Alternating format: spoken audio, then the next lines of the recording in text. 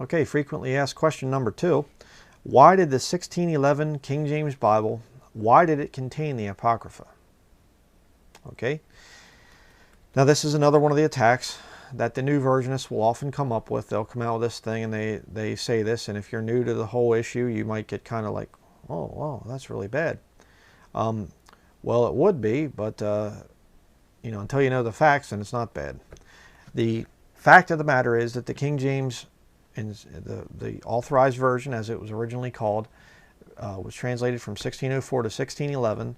And what they did is they took the apocryphal books and they put them between the Old Testament and the New Testament for their historical quality, for, just readability. People read a lot more back then than they do today. And so it was between the New Testament and the Old Testament. See, they didn't want to put them interspersed with the Old Testament like Catholic Bibles, because the reason that it's not legitimate is because there are no New Testament quotations from the apocryphal books.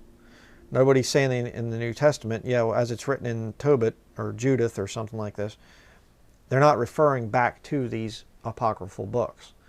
So that's why originally they had them between the testaments. Later on, they decided to take them out, okay, just because they're not necessary. They're just they are ancient writings in terms of going back to the probably 2nd or 3rd century, but they're not important, not at all important. And they definitely were not being read by Jesus and the disciples. But ironically, these same people that would use that to attack the King James Bible, it shows some ignorance and hypocrisy on their part. You see, right here, let me just show you, this is a New American Bible, a Roman Catholic Bible.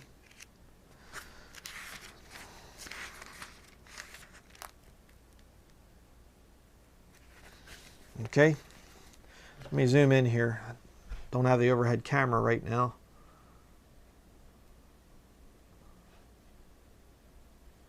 Okay, I don't know if you can make this out, but here you can see the list of the books there in the Old Testament, and up here you have, let me see here, the book of Sirach Ecclesiasticus, right there at my finger.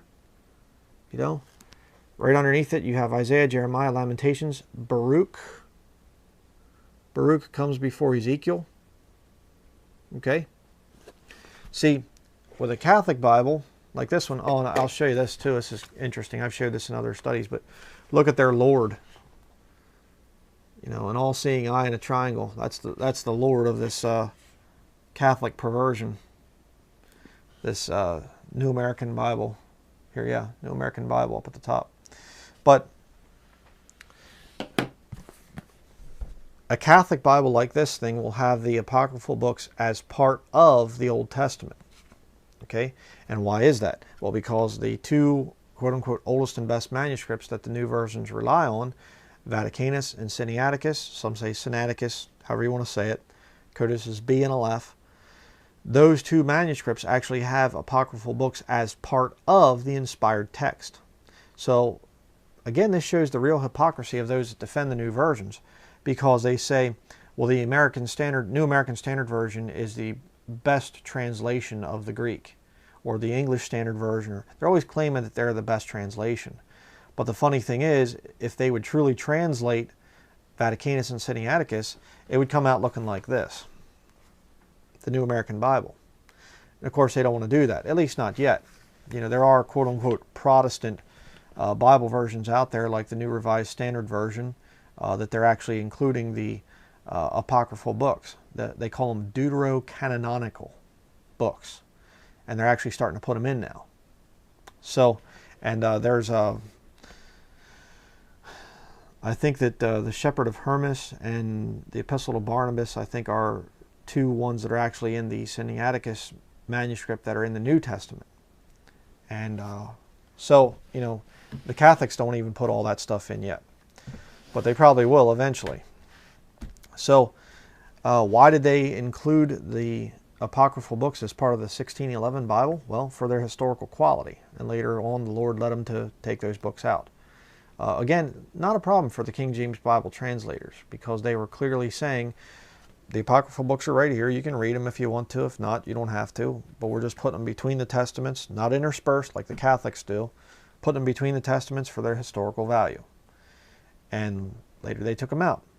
But the new versions that rely on these pagan Alexandrian Greek manuscripts that the Vatican uses, they're actually not translating their text, because they don't put the apocryphal books in the Old Testament as part of the Old Testament, like their manuscripts do. So again, the hypocrisy of the new version crowd. Don't let them mess you up.